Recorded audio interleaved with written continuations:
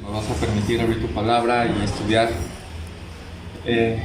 la exhortación que hoy tienes para nosotros, Señor. Gracias por esta palabra, porque ella es verdadera y siempre está en lo correcto, Señor. Y por medio de ella nos enseñas y nos redarguyes y nos corriges y nos instruyes para saber lo que tenemos que hacer. Usa tu Espíritu Santo en todos nosotros, en mí para expresarlo adecuadamente y en los hermanos para escuchar adecuadamente, Señor. En nombre de Jesús. Bueno, hace 2 semanas entramos en una sección en Efesios que yo le llamaría el nuevo andar del creyente, ¿no? Simplemente Pablo está describiendo cómo es el andar natural del creyente, o cómo es el andar, cómo debe andar el creyente, cómo debe vivir o cómo debe actuar, ¿no?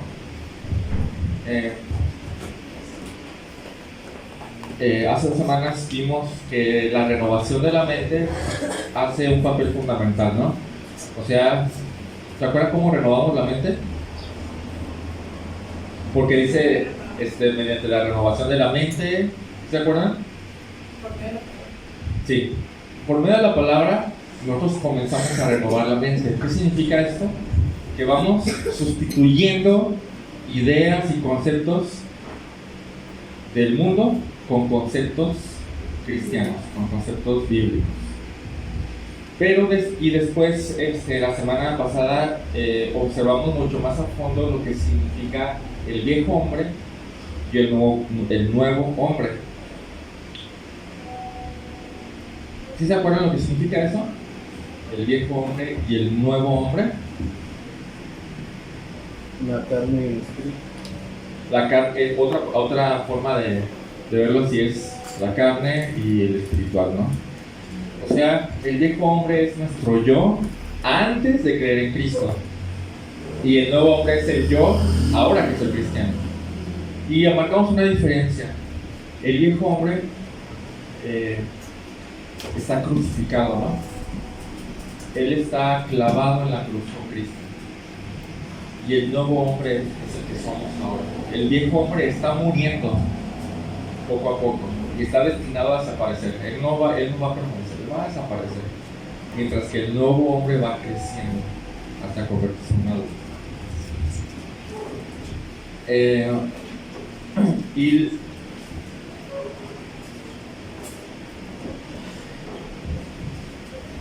Y lo interesante aquí en toda esta sección es que Pablo está siendo muy enfático en que la vida cristiana no tiene nada que ver con la vida no cristiana. O sea, una persona que es cristiana no tiene nada que ver fundamentalmente o no, en las cosas más trascendentes con personas que no son cristianas. Bueno, yo creo que lo que está intentando hacer Pablo aquí es simplemente abonar más ideas para enfatizar que los cristianos, que hay una forma de vivir cristiana que es apropiada y otra que no es apropiada o que no corresponde. Entonces, en la sección que estamos a punto de ver, Pablo va a enfatizar ese andar y cómo no deben de andar. Ya lo empezamos a ver, pero ahora va a enfatizar con el tema de la identificación. O sea, va a decir si son de Cristo o si son de Dios. Su forma de vivir va a ser coherente o correspondiente a esa forma de vivir. O sea, que nuestra forma de vivir refleja quiénes somos por dentro realmente. Nuestra forma de vivir y actuar refleja nuestra naturaleza. Y es exactamente lo que dice Mateo 7, 16, 17. Quiero que me acompañen ahí primero. Mateo 7, 16, 17. Ustedes ya lo saben, pero vamos a leer. ¿Mateo qué? Mateo 7, 16, 17.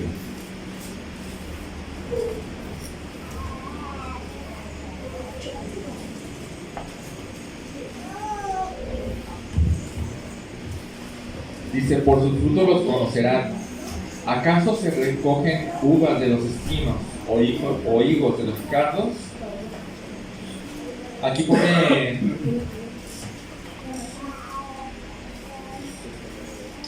Jesús un pensamiento lógico. Dice, ¿acaso se recogen uvas de los espinos? ¿Qué se refiere a eso? ¿Han visto la hierba mala que sale que tiene espinas? Dice, ¿se recoge uvas de ahí? No, porque la naturaleza de esa planta es diferente, es otro tipo de planta. Esa planta de ninguna manera podría dar uvas, ¿verdad? De ninguna manera. Ni aunque le eches abono, por más que le quites otras malas hierbas, jamás podría dar uvas. Entonces el versículo 17 dice, así que todo árbol bueno da frutos buenos y el fruto malo da malos frutos. O sea, está distinguiendo dos tipos de árboles bien diferentes, o dos tipos de plantas muy diferentes entre sí, o totalmente diferentes. El fruto es de acuerdo a la naturaleza de la planta, ¿sí o no? Un árbol de limones que da, un árbol de manzanas que da, y una vid que da uvas. Mala hierba que da. Más mala hierba.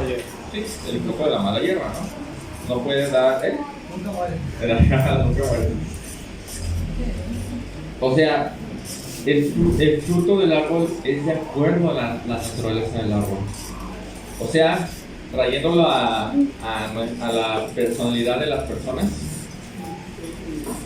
las acciones, las actitudes, los pensamientos y todo lo que sale del hombre es de acuerdo a la naturaleza del hombre.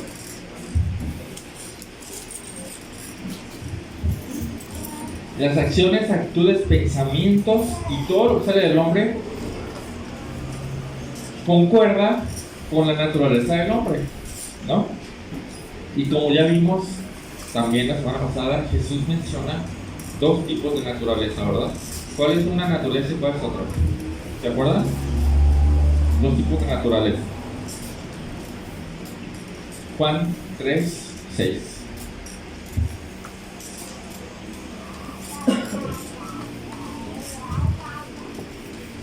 Juan 3:6. ¿Qué quiere decir? Lo que es nacido de la carne, carne es, y lo que es nacido del espíritu, espíritu es. Salud. Correcto. Entonces, hay solo dos opciones en cuanto a naturaleza. ¿Cuál o cuál? La naturaleza carnal y la naturaleza espiritual. Es correcto.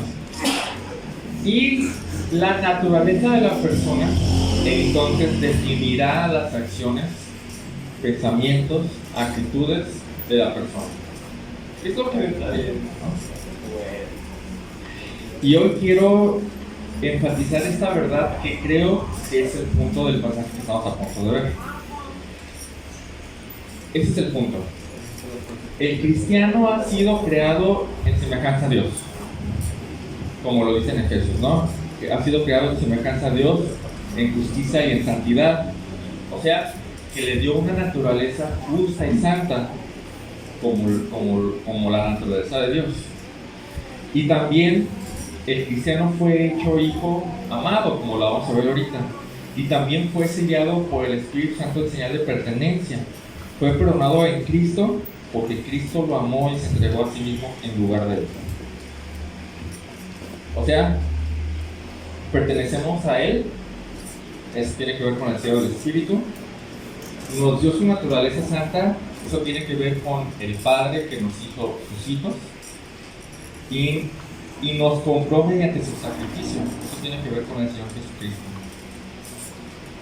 Por lo tanto, debe de haber una correspondencia entre lo que es el cristiano y lo que sale de él. O sea, los frutos, sus acciones, sus pensamientos, actitudes.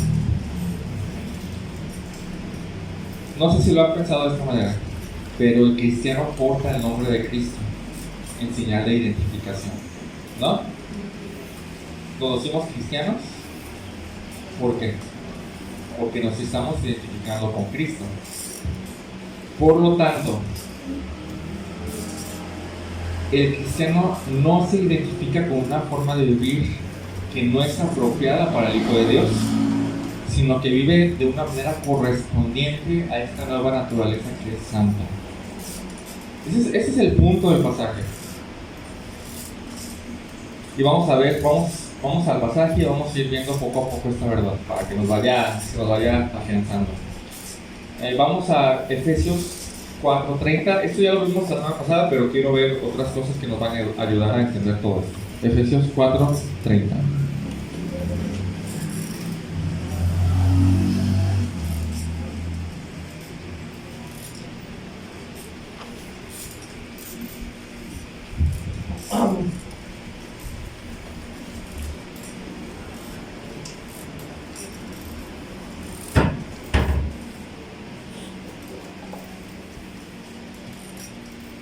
Ya lo tenemos ahí.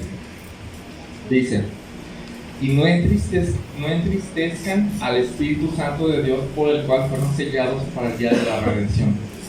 Sea quitada de ustedes toda amargura, enojo, ira, gritos, insultos, así como toda malicia.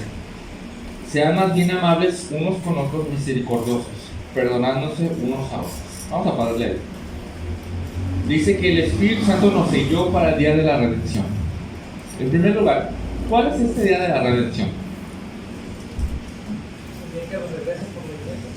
¿Por qué lo menciona como el día de redención?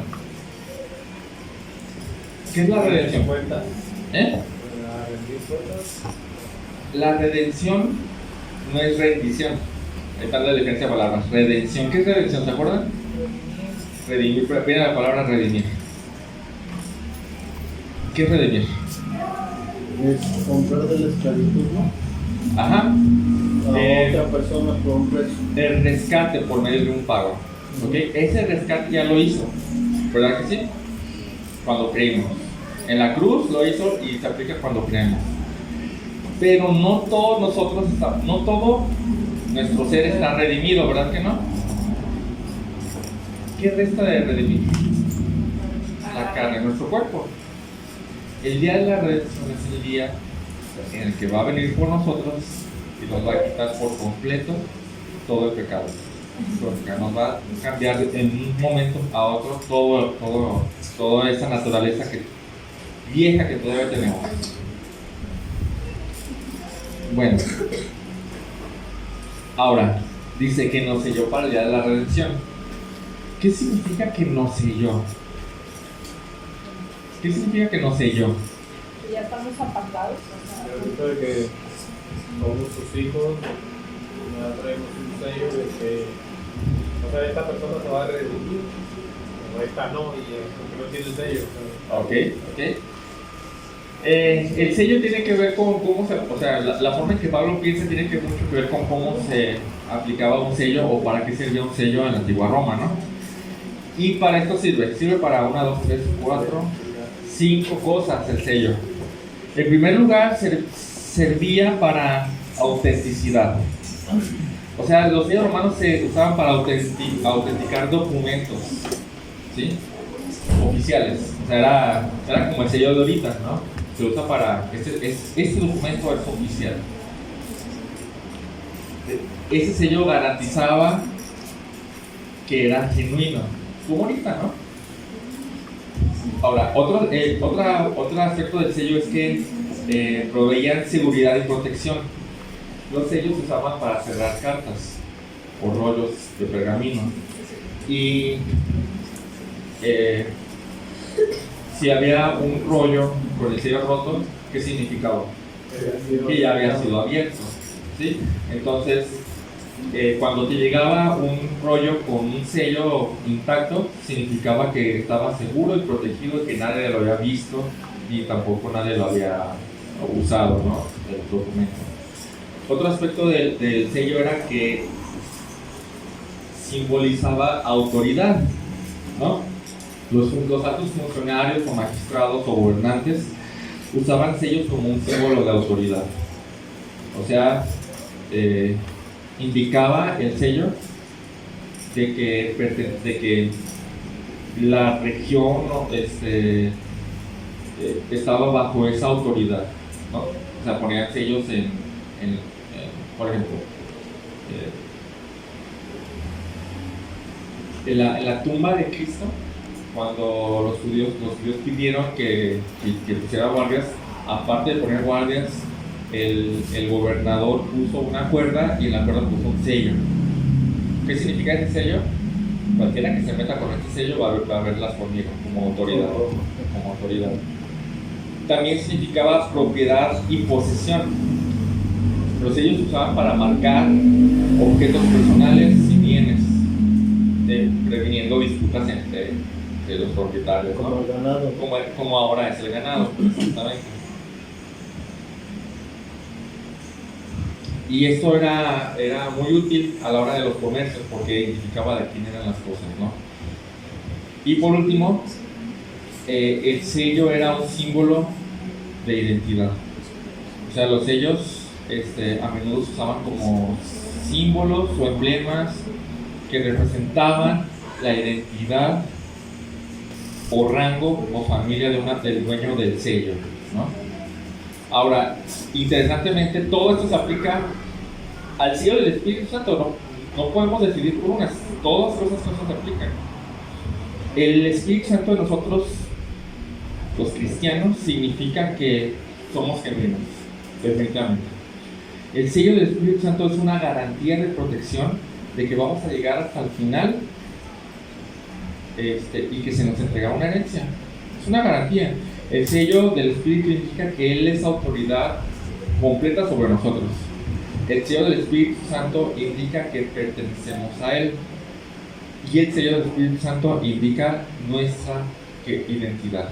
O sea, que tenemos identidad con Él. O sea, Él es nuestra identidad. De todos estos me voy a quedar con uno solo, con identidad, porque creo que es a lo que se está refiriendo este pasaje. Por eso Pablo sigue diciendo en el versículo 31, sea quitada de ustedes toda amargura, enojo, ira, gritos, insultos, así como toda malicia. Y vamos a ver esta pequeña lista. Dice amargura, enojo, ira, gritería, maledicencia y malicia. Y vamos a ver un poquito qué significa cada uno, que la semana pasada no lo vimos. ¿Qué significa amargura? A ver, ustedes digan. Que hay como sembrado en nuestro corazón algo que pues, nos hace felices. Okay. O sea, nos hace completamente por estar enojados o tristes, o algún rencor o algún sí, odio. Sí. Es un resentimiento guardado. Eso es amargura, resentimiento guardado. Y que puede salir en cualquier momento, ¿no? Pero la amargura es algo que está aquí adentro que no sale. El enojo y la ira tienen que ver con esas expresiones, ¿no? De esa amargura. ¿Qué diferencia hay entre el enojo y la ira? Aquí en este pasaje, el enojo tiene que ver con una rabia de efervescencia del momento. Me hizo algo y después de que tengo un montón de rencor, pues ya era la gota que derramó el vaso y pum, sale. Y empiezo a enojarme y a expresar el enojo. Mientras que la ira es una hostilidad más intensa y profunda. O sea, es como ya me quiero vengar, quiero fumar, quiero que te vaya mal, quiero hacer cosas que te vayan mal y es más intenso. La gritería, ¿qué vendría haciendo? Perder el control y hablar. Simplemente ya estar fuera de tus casillas, ya estás hablando cosas que no y estás ofendiendo, así, gritería. Y maledicencia, no usamos esa palabra, Vale. pero significa básicamente una acusación falsa. Estoy mintiendo sobre ti. Y malicia es un término genérico que engloba el mal. Sí, o sea, ya aquí ya mete todo. No solamente estas cuestiones del enojo y la ira y la amargura. Dice Pablo, sea quitada de ustedes toda amargura, enojo, ira, gritos, insultos, así como toda malicia. ¿Por qué dice esto Pablo? Después de haber dicho lo del Espíritu Santo, porque dice, no va con ustedes, ¿sí? Ustedes pertenecen al Espíritu Santo. Y dice, ¿el Espíritu Santo es así? No. Si son así, entonces no se están identificando con el Espíritu Santo. Nuestra identidad es espiritual. Lo que sí va con nuestra identidad es esto, versículo 32. ¿Qué dice? Antes sean benignos unos con otros, misericordiosos, perdonadores unos a otros. Hasta ahí. Eso sí tiene que ver con el Espíritu Santo, ¿no? Perdonando. Totalmente tiene que ver con el Espíritu Santo. El Espíritu Santo es benigno, o sea, amable. Totalmente. El Espíritu Santo es misericordioso. O sea, hablamos de Dios. Totalmente. El Dios, el Espíritu Santo es perdonador. Totalmente, ¿no? Esa es la manera del Espíritu Santo. Esa es la naturaleza del Espíritu Santo. Sí se nota la diferencia, ¿no? Entre un lado y otro. ¿Qué es lo que identifica entonces a un cristiano? Los frutos del Espíritu. Aquí, en este pasaje. La ira, la amargura. La amargura no se identifica con un cristiano. Ser misericordioso, perdonador. Ser perdonador se identifica con un cristiano. Será guardar rencor, guardar una falta de perdón en tu corazón. No se identifica con un cristiano. Nos identificamos con el Espíritu Santo por medio del sello. Y eso es una realidad, ¿no? O sea, si somos de Él, si pertenecemos a Él, vamos a actuar como Él. Eso va a ser la tendencia. Pero también nos identificamos con el Padre. Sigamos leyendo el 32. Dice, sean más bien amables unos con otros, misericordiosos, perdonándose unos a otros. ¿Y qué dice? Así como también Dios los perdonó en Cristo. Versículo 1 del capítulo 5. Sean pues imitadores de Dios como hijos amados. Y aquí vemos la identificación por medio de dos frases. Así como también Dios, y sean pues imitadores de Dios. ¿Qué quiere decir esto? Regresen al versículo 24, que tiene un dato importante. Dice, vístanse del nuevo hombre. ¿Qué dice? Creado en semejanza a Dios, ¿no? O sea, en la justicia y santidad de la verdad. Justicia y santidad. Dios es justo, ¿no? Pero la justicia habla de una rectitud, una rectitud moral. O sea, es perfecto en sus caminos, es perfecto en todo lo que hace. Y santidad es que no hay pecado en él. ¿Qué dice Efesios 4:24 del nuevo hombre? Que es creado así. Que es creado así. Entonces se tiene que vestir, ¿no? Pero ¿qué significa que es creado en santidad y justicia? Que esa es su naturaleza. La naturaleza del nuevo hombre es exactamente eso.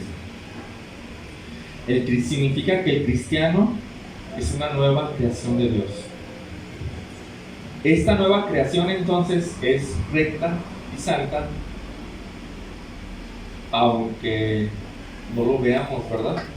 No vemos, si nos analizamos muy bien y somos honestos, sabemos que seguimos pecando. Y entonces esta rectitud y esta santidad no la notamos muy bien. Pero el nuevo hombre, de hecho, es totalmente justo y santo. Entonces nos identificamos con el Padre porque Él nos creó con la misma naturaleza. Pero también nos identificamos con el Padre porque somos hijos suyos, de hecho hijos amados, como dice el versículo 1. Sí, ¿verdad? Sean pues imitadores de Dios como hijos amados.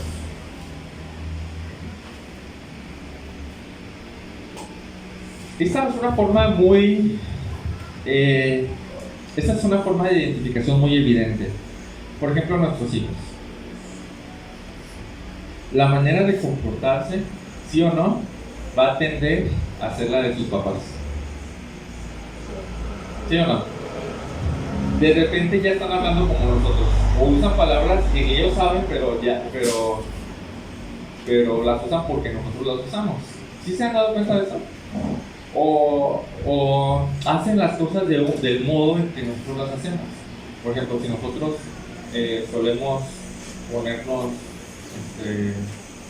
por ejemplo, ahorita lo veo en José Asiani, ¿no? Si nosotros hacemos algo, aplaudimos o algo, los niños ya están aplaudiendo aunque no sepan por qué se aplauden. O por ejemplo, tenemos formas propias de actuar o de hablar, donde la gente los ve a ellos y dice, de tal palo tal astilla, ¿no? Esa es la identificación. Exactamente. Los hijos de Dios entonces adoptan las formas de Dios y por su naturaleza lo empiezan a imitar. Por ejemplo, dice el versículo 32, perdonándose unos a otros, así como también Cristo los perdonó. Así como también Dios los perdonó en Cristo. O por ejemplo, no me acompañen, pero ahí está. Primera de Pedro 1, 15, 16 dice, sino que así como aquel que los llamó es santo, así también sean ustedes santos en toda su manera de vivir, porque está escrito, sean santos porque yo soy santo. Hay la identificación. Ustedes son mis hijos, entonces, o yo los salvé, entonces, así soy yo, así sean ustedes. O Mateo 5:48 dice, por tanto, ustedes sean perfectos, como su Padre Celestial es perfecto. Ahora, díganle esto a una persona que no es creyente, ¿cuál va a ser su reacción? ¿Sí, no? Simplemente ni se la van a creer o se le va a hacer imposible. Pero díganle esto a un creyente, ¿cuál va a ser la reacción? Amén. ¿Sí? ¿Sí? Para el no creyente es imposible. De verdad es imposible. Por más que lo intente nunca va a poder.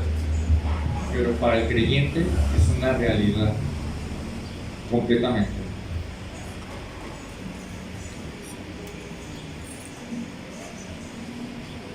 Para los que no son hijos de Dios, no hay identificación, porque no hay nada que Dios haya hecho en ellos.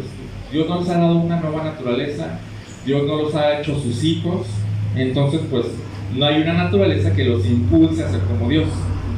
Más para los que sí, más para los que ya se nos dio una nueva naturaleza y se nos hizo hijos de Dios, será natural esa imitación. Natural, completamente. Sin embargo, no sin esfuerzo. ¿Verdad que no? ¿Por qué? Porque hay un esfuerzo de por medio. Porque todavía somos carne. ¿Ok? Porque todavía tenemos cargando peso muerto. ¿Ok? Todavía tenemos cargando el viejo hombre crucificado. Ya se está muriendo, pero lo seguimos cargando. ¿Sí? Y ese viejo hombre, de repente en nuestras espaldas nos va a decir, oye, haz esto. No tiene poder sobre nosotros, pero sí hay cierta influencia. Bueno, entonces ya vimos que nos identificamos con el Espíritu y con el Padre. Y también nos identificamos con el Hijo. Dice versículo 2 del capítulo 5. Y anden en amor, así como también Cristo les amó y se dio a sí mismo por nosotros, ofrenda y sacrificio a Dios como fragante aroma. ¿De qué forma nos identificamos con el Hijo? Fíjense, el Espíritu nos selló, el Espíritu Santo nos creó de nuevo. El Padre nos creó de nuevo en rectitud y en santidad, nos hizo sus hijos. ¿Y cómo nos identificamos con el Hijo?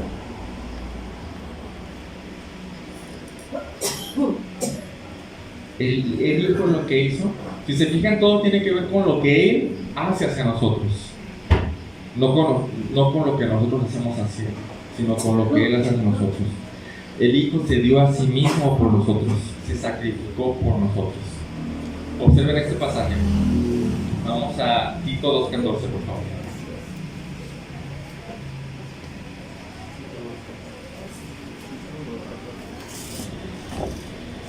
Tito 2:14.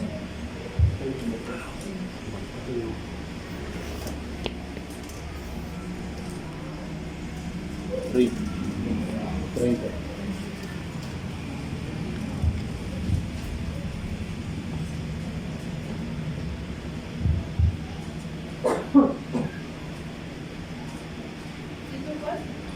Tito 2:14. ¿Quién quiere leerlo?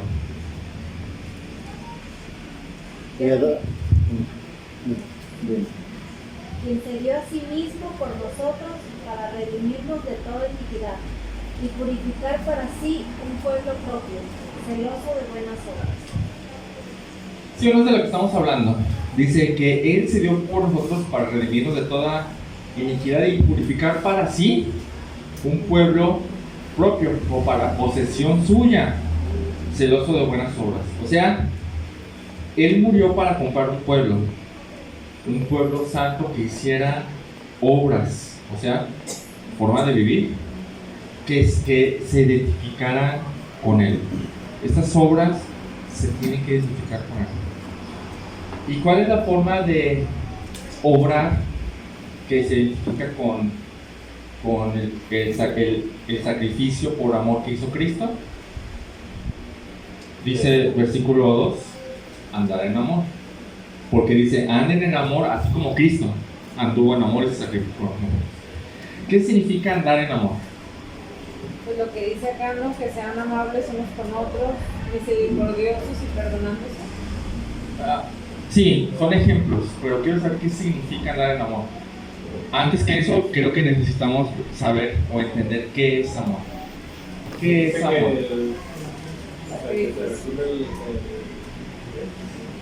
El amor de Dios, pues, lo que es un mandamiento, ¿no? Lo siento todavía muy acá, muy etéreo todavía. Más específico. Ahí está.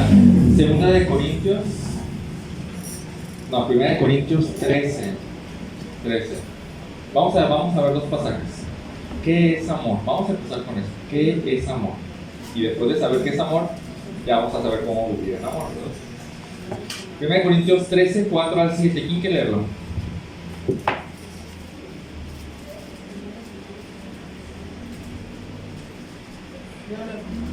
Adelante.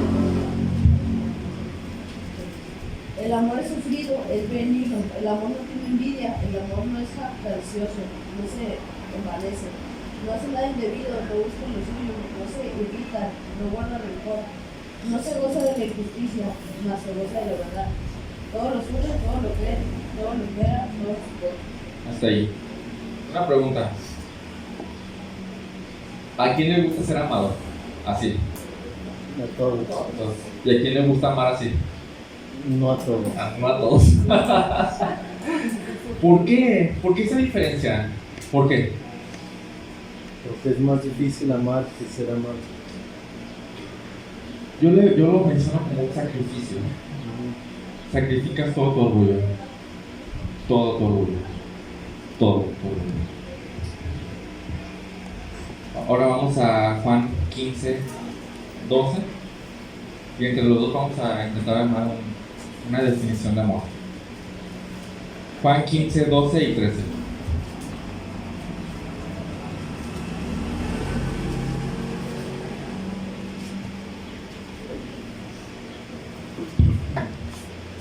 ¿Quién lo lee? Nadie tiene mayor amor que que uno ponga su vida por sus amigos. Desde el 12, perdón. Dice, este es mi mandamiento, que os améis unos a otros, como yo os he amado. Nadie tiene mayor amor que que uno ponga su vida por sus amigos. Ahí está el mandamiento, ¿no? Que se amen unos a otros. Pero dice, nadie tiene mayor amor que uno dé su vida a sus amigos. ¿Cómo definiríamos entonces el amor basándonos en estos dos versículos? Pasajes. Sacrificar nuestro orgullo, inclusive hasta la muerte. Sacrificio. Una palabra clave es sacrificio, terminar del orgullo. Pero no solo el orgullo, el amor es más amplio, ¿no? Del orgullo. Sacrificio a fuerzas, No, voluntario. voluntario. sacrificio quejumbroso, wow, tengo que hacerlo de modo. ¿Cómo es el sacrificio voluntario? Pues como el de Cristo, él se entregó. Hay un pasaje que dice que él, ¿cómo dice? Que él dio su vida voluntariamente. Dice que Yo la con pongo, gozo. dijo. Hebreos dice que con gozo fue hacia la cruz. ¿Para qué? ¿Nomás por nomás? ¿Por alguien, por nadie? ¿O por algo en sí? Para morir por nosotros. Ahí está la definición. Yo lo diría así: es un sacrificio voluntario y alegre con miras a satisfacer la necesidad de los demás. Está buena, ¿no? Porque el mundo que nos dice que es amor. Eso no tiene nada que ver con esto, ¿verdad? Absolutamente nada. ¿Ok? Vamos a aplicar lo de renovar nuestra mente. Quiten todas las cuestiones que tienen del amor y sustituyanlo por este concepto de amor. El amor es sacrificio voluntario, alegre, con miras a satisfacer la necesidad de los demás. ¿Y qué no es lo que hizo Cristo? ¿Así? ¿Tal cual? Definitivamente. La necesidad que teníamos nosotros la satisfizo completamente. ¿Cuál era la necesidad más grande? La de estar bien con Dios. Y Él lo hizo por completo. Entonces, dice que si se identifican con Cristo, hagan lo mismo. ¿Sí? Sacrifiquen, en este caso, su orgullo y perdónense. Sacrifiquen su orgullo y den cosas al que necesita. Sacrifiquen su comodidad en este caso y provean para las necesidades de los demás, aunque te quedes con menos.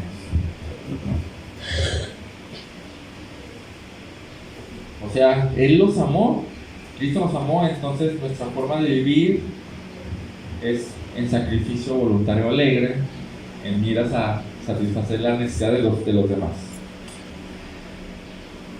Si lo notaron, estamos identificados con la Trinidad completa, con el Espíritu Santo, con el Padre y con el Hijo. Ahora, ¿cómo es apropiado o cómo corresponde que entonces vivamos los que nos identificamos con Dios? ¿Cómo es apropiado o cómo corresponde que nosotros los cristianos, los que llevamos un nombre, los que nos identificamos con Él, vivamos con esa identificación? ¿Cómo es apropiado? Es lo que vamos a ver ahorita. ¿Cómo es apropiado que vivamos y cómo no es apropiado que vivamos? Versículo 3 de Efesios 5. Pero que la inmoralidad y toda impureza o avaricia ni siquiera se menciona entre ustedes como corresponde, o como dice el Reina Valera, como conviene a los santos.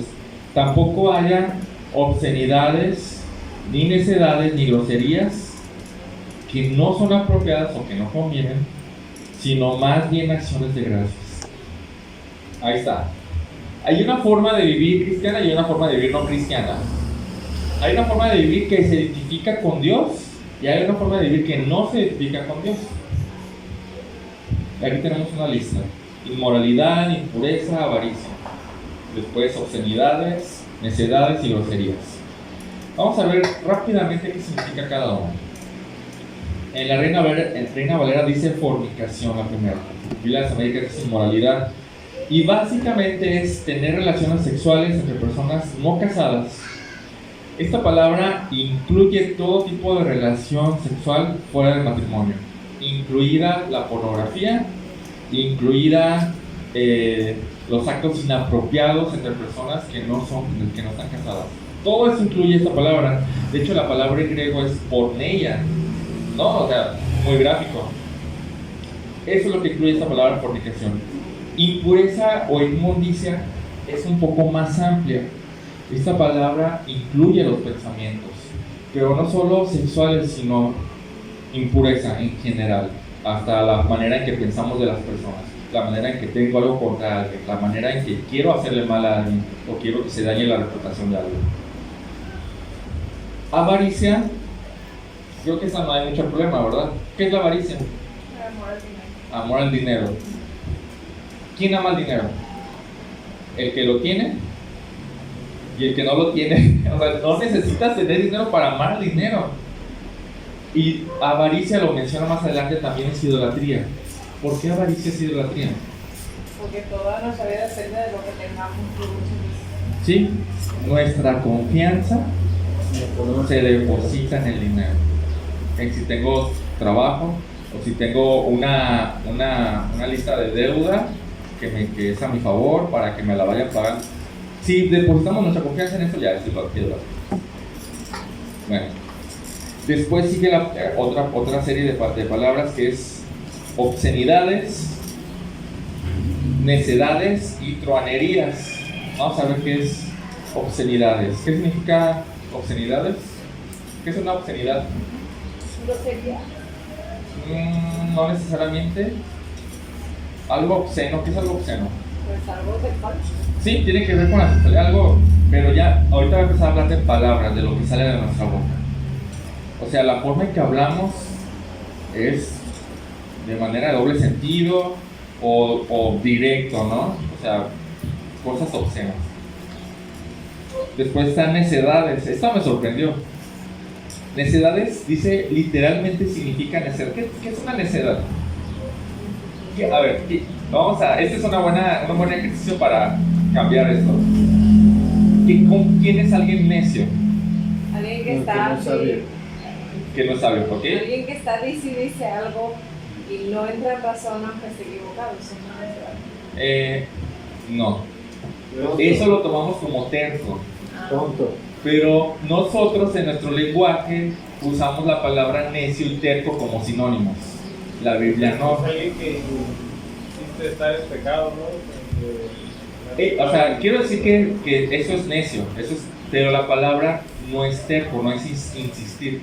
La palabra necio significa tonto. Cuando hablemos en proverbios necio, pongan la palabra tonto. ¿Sí? Tonto moralmente.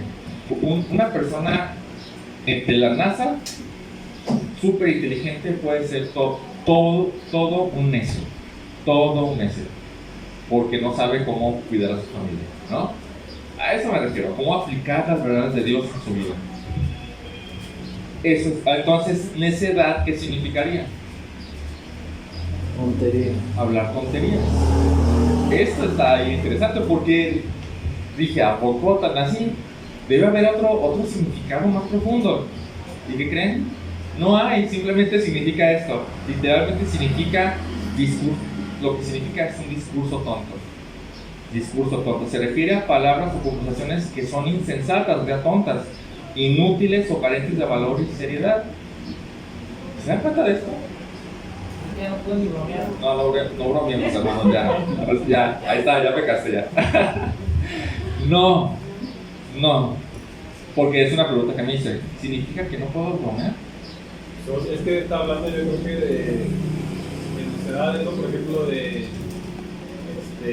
sé, o sea, personas que tienen sus discursos basados en cosas tontas, cosas necias. Sí, puede ser. Pero no tanto como que las bromas, sino cosas que se contraponen por la palabra. Ahora, esto tiene que ver con algo que vamos a ver un poquito más adelante. Tiene que ver con una práctica. Si esa es tu vida, si simplemente todo lo que hablas es tonto, está mal, eso no es de Dios. Si no hay seriedad en ninguna de tus conversaciones, si no puedes mantener una seriedad en alguna de tus conversaciones o en varias de tus conversaciones, pues así no es Dios tampoco, porque Dios es serio, ¿no? Digo, también escuché esto el otro día y me pareció demasiado importante. Cristo no hizo nada que no tuviera trascendencia en la vida. Todo lo que hizo, todo era fructífero, todo lo que habló, todo lo que el cómo se comportó, todas las acciones que hizo tenían un valor. ¿Sí? Él no perdió tiempo. Increíble, ¿eh? Jesús no perdió tiempo. Jesús no dijo ninguna palabra en balde. O sea, eso es increíble. ¿Cómo es alguien así? No lo conocemos, todos perdemos el tiempo, todos decimos mensadas, ¿sí? Pero yo creo que lo que se quiere referir es a una práctica habitual en la que todo el tiempo estamos haciendo mensajes, todo el tiempo estamos diciendo tonterías. Creo que eso no es de Dios. Debe de haber tiempo para seriedad y para hablar cosas serias, ¿no? Cuando evangelizamos es un momento serio, ¿no? Cuando evangelizamos o cuando estamos compartiendo la palabra es un momento serio. Pero si una persona todo el tiempo está hablando de cosas superficiales y absurdas, entonces como esa es la identificación, ¿no? Y la última palabra es truhanerías en la Reina Valera. ¿Qué es truhanería? Esa es la palabra que no usamos para nada, pero significa chistes groseros o bromas vulgares. La palabra se refiere a una disposición a hacer comentarios ingeniosos o bromas que son inapropiadas, indecentes o groseras. Entonces, las primeras tres tienen que ver con sexualidad, con simplemente la maldad de pensamientos, pero también con la avaricia, ¿no? Estas últimas tres tienen que ver con lo que sale de nuestra boca. Ok, esos se identifican con lo que no son cristianos, ¿sí o no? Como picardía, eso último. A lo mejor. Todas estas seis descripciones de lo que hacen los que no son cristianos, lo vemos aquí porque dice en los dos versículos: esto no corresponde a los santos, o no conviene, y tampoco no son apropiados para los santos, o no convienen a los santos. Estos son lo que hacen la gente que no son los santos. Ahora, hay dos frases importantes. ¿Cuándo procesas dos? Como corresponde a santos, o estas cosas no convienen a los santos. ¿Quiénes son esos santos? Los creyentes, los que hemos creído en Cristo. Nos llama santos. Increíble, ¿no? A los santos. A los santos ni siquiera corresponde hablar de esas cosas. Ni siquiera hablar de esas cosas. Tampoco, obviamente, no corresponde ni la inmoralidad, ni la avaricia, ni la impureza, ¿no? Pero hay cosas que corresponden a los santos. ¿Cuáles son estas cosas? Vamos desde el versículo 25 del capítulo 4. No lo lean, yo se los voy a dar una lista rápida. Versículo 25. Conviene o corresponde hablar verdad al prójimo. Corresponde enojarse, pero solo por las cosas santas. No le corresponde enojarse porque le ofenden a uno mismo. También a los santos les corresponde, o va de acuerdo con ellos, el trabajar para compartir.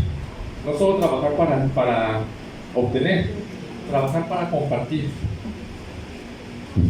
Otra cosa que corresponde a los santos es que todo lo que salga de su boca sea para edificación, ¿no? Esto tiene que ver con lo último que vimos, ¿no? Del que no sale, o sea, de estas necedades, ¿no?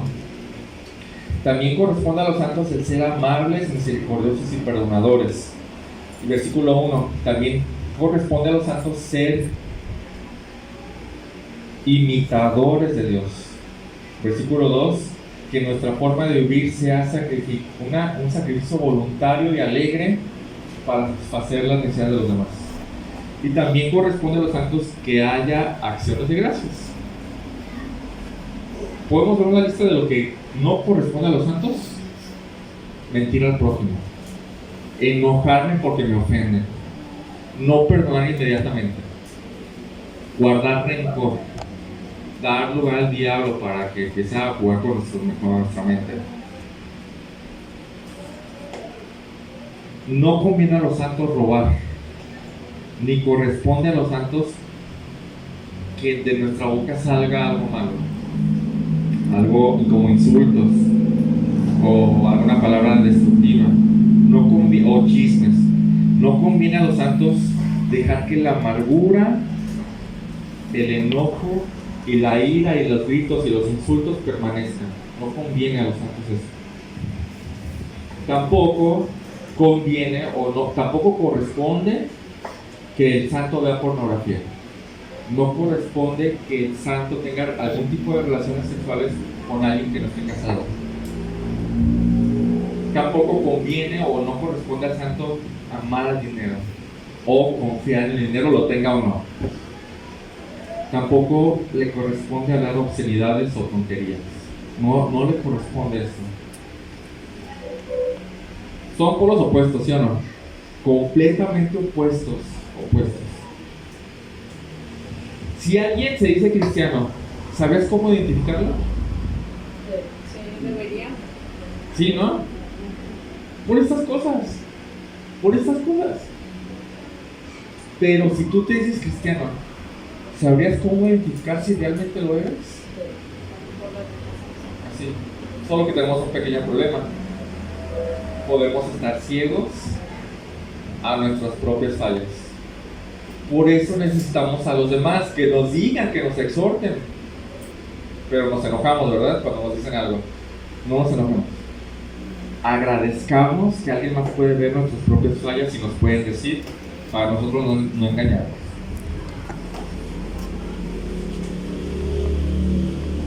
Por último, lo que les comentaba, estas cosas más que nada se refieren a una práctica habitual. O sea, fíjense cómo lo menciona Pablo. Dice versículo 5 del capítulo 5. Porque con certeza ustedes saben esto, que ningún inmoral, impuro o avaro que es idólatra tiene herencia en el reino de Cristo y de Dios. No se le dice inmoral o fornicario a aquel que solo una vez vio pornografía. ¿Verdad que no? ¿A quién se le dice fornicario? Al que lo practica. No se le dice avaro al que una sola vez confió en el dinero.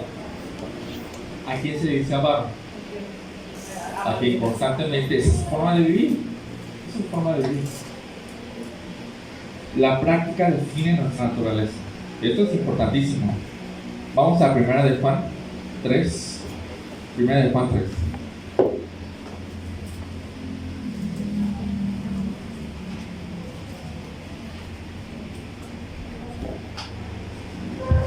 Primera de Juan 3, vamos a leer del versículo 7 al 9. ¿Quién quiere leerlo? Primera de Juan 3, 7 al 9.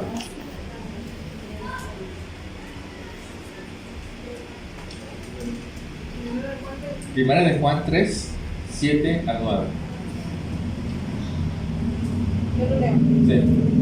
Hijos míos, que nadie los engañe. El que practica la justicia es justo, así como él es justo. El que practica el pecado es del diablo, porque el diablo ha pecado desde el principio. A ver, pausa. Creo que es muy claro, ¿no? Muy claro. Dice que nadie los engañe. O sea, esto es tan cierto que no dejen que nadie les engañe. Si practican la justicia o la rectitud, pues esa es su naturaleza. Así como Dios es justo. ¿Ya se vieron la otra vez la identificación? Pero el que practica el pecado es del diablo. Ahí está su identificación. Te identificas con el diablo porque el diablo ha pecado desde el principio. Así es el diablo. Así es el diablo. Y entonces, pues así son las personas que son del diablo. Sigue, por favor. El Hijo de Dios se manifestó con este propósito para destruir las obras del diablo. Ninguno que es nacido de Dios practica el pecado, porque la simiente de Dios permanece en él y no puede pecar. No puede. Porque es nacido de Dios. Porque es nacido de Dios. Esta es una afirmación increíble, que a veces los cristianos pasamos por alto. ¿Alguien de aquí practica el pecado? Sí. Esa es una afirmación increíble, porque dice la simiente de Dios no puede pecar.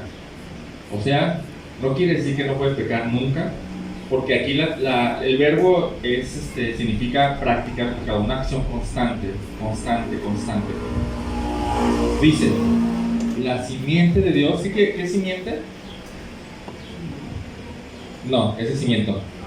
La simiente significa la semilla. O sea, la palabra simiente viene de la palabra semen. O sea, y de hecho dice, el que le dio vida, le dio una naturaleza. Por eso no puede pecar. Por eso no puede practicar el pecado. La práctica del pecado define si somos hijos de Dios o del diablo. Eso está muy bueno. Ninguno que es nacido de Dios practica el pecado. Es una verdad. Porque la simiente de Dios permanece en él. Entonces no puede pecar porque es nacido de Dios. Eso es lo que estamos hablando. Déjate terminar con esta idea y ya. Dice Efesios que el nuevo hombre fue creado en santidad. Perfecto. Ese es el punto. Aquí tengo una duda. Claro, Queremos practicar el pecado. Sí. No sé si fue el tiempo. Pero mientras que estemos aquí, esta carne es pecadora, porque Sí. siempre andamos pecando. Pero no lo mismo, porque digamos, No es lo mismo, hasta correcto. que voy, si yo practico bueno, le robé a Alexis 50 pesos. Mañana te robó otro 100 pesos a ti, entonces ya estoy practicando. Sí. Pero ahora le robé a Alexis 50 y le eché un chisme a la hermana, ya son diferentes. Sí, Ah, correcto. Pero reconocer tu pecado en qué situación estás Ahí te va. y pedir perdón a Dios. La idea clave aquí, tienes razón, es la práctica. ¿Qué significa practicar? Diario, hacer lo mismo. No necesariamente diario. Cada cuando practica deporte un futbolista profesional. Diario practica. Pero hay futbolistas no profesionales que practican cada cuándo. Cada semana quizás, ¿no? Una persona infiel se puede quedar de ver una vez al año con su amante y eso ya es práctica. Eso es práctica. O sea, que una sola cosa sea constante por año. Constancia. La constancia, sí, o sea, el no arrepentirte y dejar de hacerlo es constancia. Ya, así.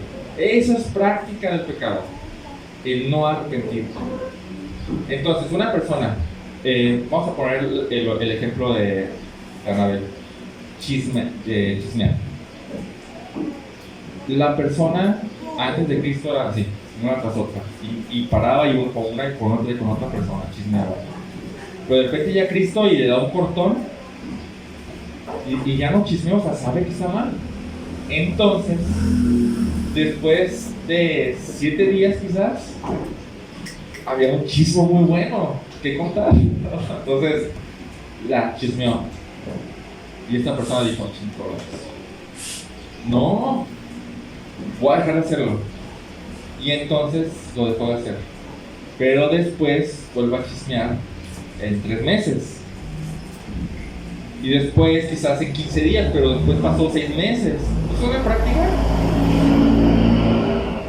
Yo no veo una práctica ahí, porque no podemos dejar de pecar. ¿Sí me explico?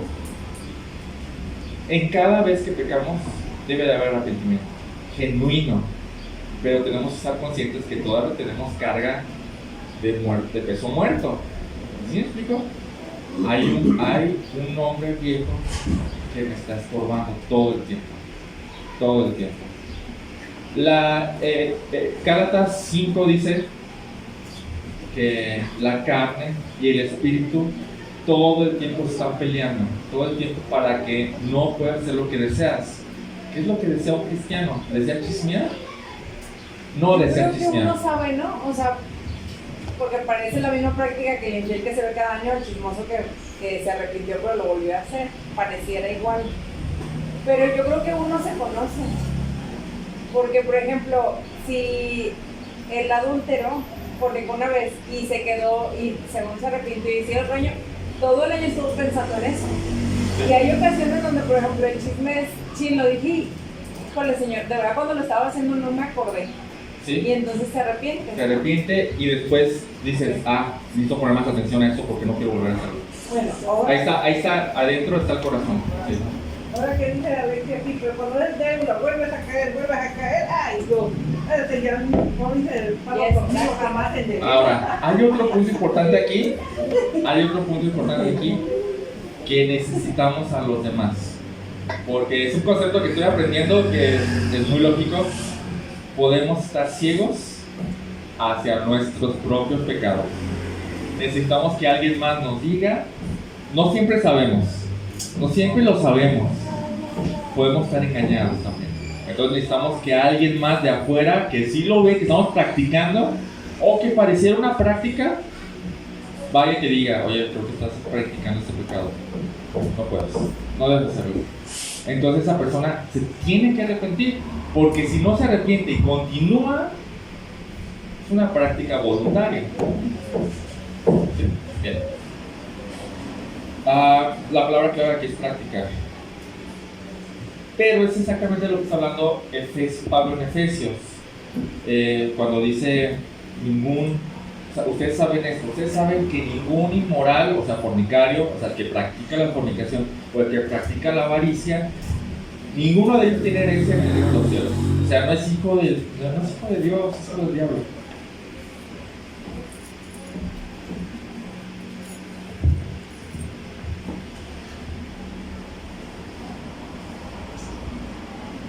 Ahora, dice, con certeza ustedes saben esto. Biblia de las Américas. La Reina Valera dice, ustedes saben esto. ¿Qué se supone que sabe el cristiano? No, aquí en el versículo 5. Ustedes saben esto. ¿Qué dice?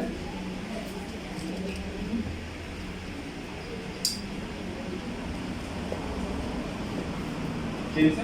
¿Pero de qué versículo estamos hablando? Capítulo 5, versículo 5 de Efesios. Ustedes saben esto, o sea, con certeza lo saben. Que ningún, ¿qué dice? Fornicario, inmundo, avaro, que es idólatra, tiene herencia en el reino del Cristo y de Dios. Dice, ustedes lo saben. Ustedes lo saben, y el versículo que sigue dice, nadie los engañe, nadie trate de convencerlos de lo opuesto. Ustedes saben esto, que el que practica el pecado no tiene herencia en el reino de Dios y de Cristo. No tiene herencia.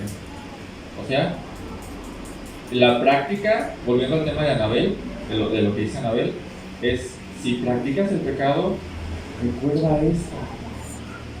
El que, o sea, no es que si practicas el pecado pierdes la salvación. No, es que si practicas el pecado, lo más seguro es que no tienes una simiente de Dios. Lo más seguro es que no has sido una nueva creación. ¿Sí? Si practicas el pecado, si hay una práctica del pecado, lo más seguro es que seas hijo del diablo. Eso es lo que está queriendo decir. Por eso vas al infierno, no por otra cosa. Dice, versículo 6. Así que nadie los engañe con palabras vanas. Dice, ustedes lo saben con certeza. Si alguien les dice lo contrario, sepan lo que no es cierto. Nadie los engaña con palabras vanas. Pues por causa de estas cosas, la ira de Dios viene sobre los hijos de desobediencia. Hay otra distinción aquí. El versículo 1 dice, ustedes son hijos amados. Y aquí, ¿qué dice? La ira de Dios viene sobre los hijos de desobediencia. En palabras de Juan, hijos de Dios e hijos del diablo, ¿no? Entonces, ¿cuáles son las cosas que lo identifican o qué forma de vivir nos identifica con Dios, si Él nos salvó, y qué cosas nos identifican con el diablo, siendo que Él podría ser el dueño, ¿no? La práctica del pecado. La práctica de lo que hacemos. Ya sea una cosa como amar. Porque no estamos acostumbrados más bien a escuchar la práctica del pecado, pero ¿qué tal la práctica del fruto del Espíritu? ¿No? Practicamos la amabilidad. Lo vimos en el fruto del Espíritu, fue bien fuerte porque practico la amabilidad, o sea, es continuo, todo el tiempo soy amable, o practico la alegría, todo el tiempo estoy alegre, sí. Está hablando de las prácticas. Entonces, el destino de los que practican el pecado, ¿sabemos cuál es? Aquí dice dos cosas. Uno, no heredarán el reino de Dios. O sea, ¿cuál es su herencia? El infierno. Donde dice toda la ira de Dios se desbordará en todo su esplendor ahí. Y termina Pablo con esta conclusión. Por tanto, no sean partícipes con ellos. Por tanto, no sean partícipes con ellos. ¿Por qué Pablo manda esto? ¿Qué significa esto? No seas partícipes con ellos. ¿Qué significa? Que tengas cuidado de con quién te estás reuniendo continuamente y así. Ok. Que participes con esas personas en lugar de hablarles de Cristo o de compartirles. Sí, o totalmente. de que participes. Totalmente. No vayan a ir por falta de tiempo, pero les voy a leer esto. Dice, y a ustedes les va a sonar mucho, está en 2 de Corintios. No estén unidos en yugo desigual con los incrédulos. Este pasaje lo tomamos mucho para noviazgos y casamientos, ¿no? Pero no habla solo de esto, habla de general. ¿De qué otra manera podemos unirnos en yugo desigual que no sea casamiento y que no sea noviazgo? Negocios. Una sociedad. Sí, sociedad.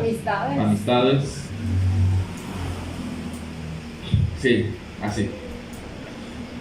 Pues dice, ¿qué asociación tiene la justicia y la iniquidad? Dice, ¿hay correspondencia? ¿Cuál es la respuesta?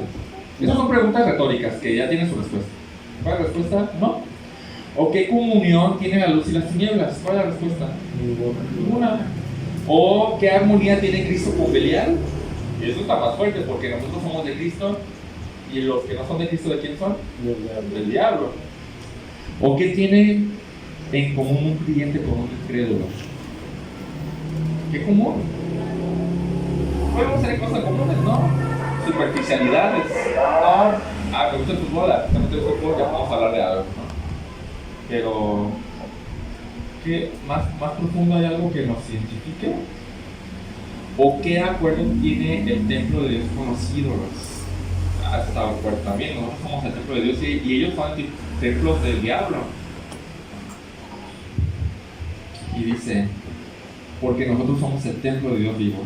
Y como Dios dijo, habitaré en ellos y andaré entre ellos y seré su Dios. Y ellos serán mi pueblo. Identificación. Somos de Él, entonces pues, solo con ellos.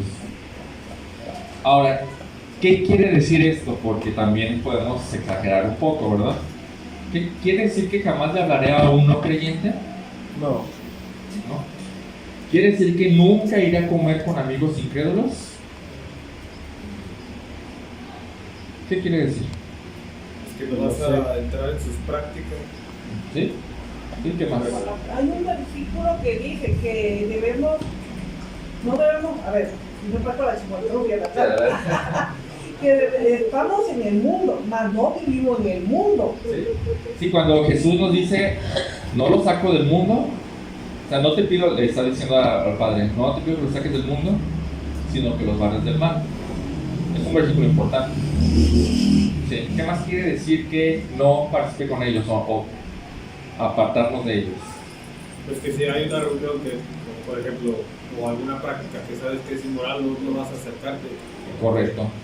Que destines a la persona o a quien quieras, no incluso pláticas, ¿no? Pláticas que no convienen a santos, mejor me voy de aquí, esto no es para mí. O si toda la familia está viendo algo que no conviene, que no te conviene ver a ti, o sea, vete de ahí, aunque sea tu familia. Digo, que familia no creyente, ¿verdad? Creo que se entiende el punto. El cristiano, resumen, el cristiano es identificado con Dios, con la Trinidad completa. Acuérdense que el Padre nos hizo sus hijos, nos hizo una nueva creación. El Hijo dio su vida por nosotros, pagó todos nuestros pecados, y el Espíritu Santo nos selló en señal de pertenencia. ¿Cómo debe vivir el cristiano que se identifica con esa Trinidad? De manera correspondiente, de manera que corresponde. Por lo tanto, El cristiano no se identifica con una forma de vivir no apropiada para un hijo de Dios. No lo hace, ¿sí? No, simplemente no lo hace y se esfuerza por no hacerlo.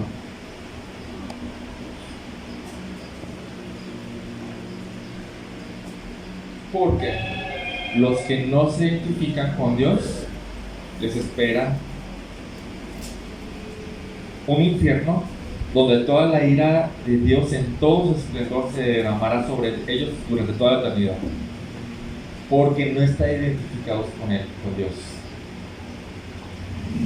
Tampoco el cristiano entonces se identifica con los no cristianos.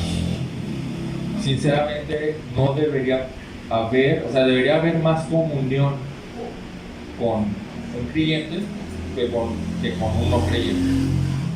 Porque como vimos en 2 Corintios, no hay nada en común profundo. No hay nada de peso en común. ¿Qué concluimos? ¿Con qué se quedan con este mensaje? Que Dios es muy claro, no nos dejó más bien creo que nos deja muy capacitados para saber qué hacer y qué no hacer. Saber cómo ser y cómo no, saber cómo identificarnos y cómo. Definitivamente. ¿Qué más? Lo debemos dejar. ¿Sí? ¿Cómo? No debemos de vivir. Y las ideas a veces que tenemos de las cosas que hacemos, la mayoría de tiempo están mal, que tendemos a justificar. Sí. Exacto. Y para eso nos dice, tienen que renovar su entendimiento. Tienen que renovarlo. Si tienen unas ideas equivocadas, sustitúyanlas por ideas que estén en la Biblia. ¿Correcto? ¿Qué más?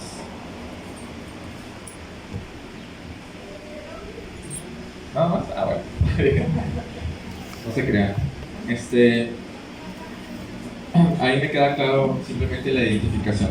Para mí el punto fue, si Dios hizo esto y te identificas con eso, pues entonces lo natural es que vivas de acuerdo a eso. Lo natural, ¿no? Bueno, vamos a orar. Bendito Padre, te doy gracias por este mensaje, Señor, y gracias por la claridad con la que hablas. De hecho, esto es muy claro, no nos deja lugar a dudas la manera de vivir de cada uno de los que portamos tu nombre. Pero hay un viejo hombre que está crucificado y que estamos cargándolo todavía, Señor, y que de repente tiene influencia, Señor. Sabemos que no tiene ningún poder ya, porque tú quebraste ese poder, pero esa influencia nos engaña y nos hace pensar que podemos soportar un poquito el pecado, que podemos estar un poco enojados, o un poco amargados, o un poco, o ver un poco de pornografía, o amar un poco el dinero. Señor, ayúdanos a limpiarnos de esas ideas y renovar nuestro entendimiento, Señor. Ayúdanos a arrepentirnos todo el tiempo de todo, incluso de lo interior, donde nadie ve, y ayúdanos a vivir de una manera que es coherente, que corresponde a los santos. Gracias porque tú pagaste todo y porque el poder de tu Espíritu Santo hace posible que esto, Señor, que sea posible. Y te ruego que obres con poder en nosotros. En nombre de Jesús. Amén.